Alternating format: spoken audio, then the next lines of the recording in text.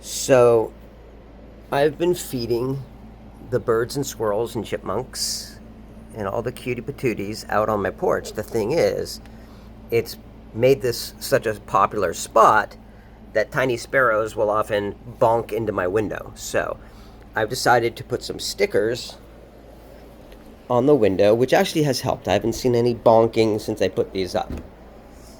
So these are the stickers I put up.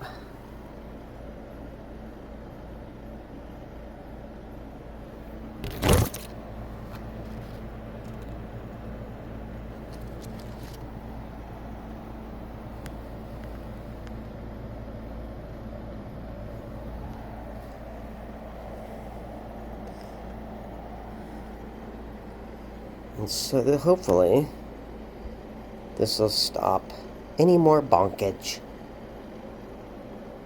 If we create a scenario that is dangerous, we must also add safety measures for the situation we've created.